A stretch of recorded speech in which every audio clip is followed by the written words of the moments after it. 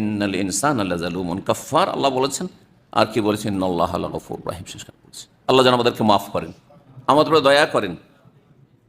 মনে রাখতে হবে যে সমস্ত নিয়ামত তার পক্ষ থেকে।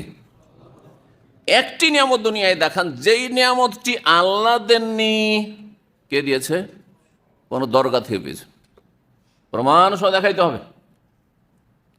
আমার ওই পীর দিয়েছে, আমার বাবার দান। তোমার বাবাকে কে দিয়েছিল? হ্যাঁ, বাবার জমি জায়গা সম্পত্তি পেয়েছে, ওটা কে দিয়েছিল? হ্যাঁ, তোমাকে মুসলিম ঘরে কে সৃষ্টি করেছিল? তুমি কোথা থেকে সৃষ্টি এসছো, কোথেকে এসছো, এগুলো কোনোদিন চিন্তা করে দেখেছো?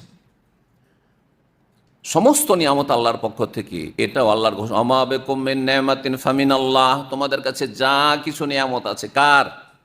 আল্লাহ। সুস্থতা, ঈমান আল্লাহর দান। না হইলে আপনাকে হিন্দুর ঘরে পয়দা করে দিতেন আল্লাহ, ইহুদির ঘরে পয়দা করে দিতেন আল্লাহ, নাস্তিকের ঘরে আল্লাহ পয়দা করে দিতেন, মুশরিক মাজার দেওয়ানবাগির ঘরে আল্লাহ পয়দা করে দিতেন, আর হেদায়েত নসিব হইতো না। বুঝতে পারছেন? তরিকতওয়ালাদের ঘরে পয়দা করেছেন, আর তুমি কোরআন সুন্নাহ সালাফি দাওয়াতের উপর শত্রুতাই করতে থাকেন। এই বদনসিব বহু আছে, অসংখ্য আছে, তাদেরই সংখ্যা বেশি। আল্লাহ আপনাকে যদি গুমরাহ এক সময় ছিলেন বা খারাপ ঘরে পয়দা হয়েছেন, ভালো হওয়ার তৌফিক দিয়েছেন, বলুন আলহামদুলিল্লাহ।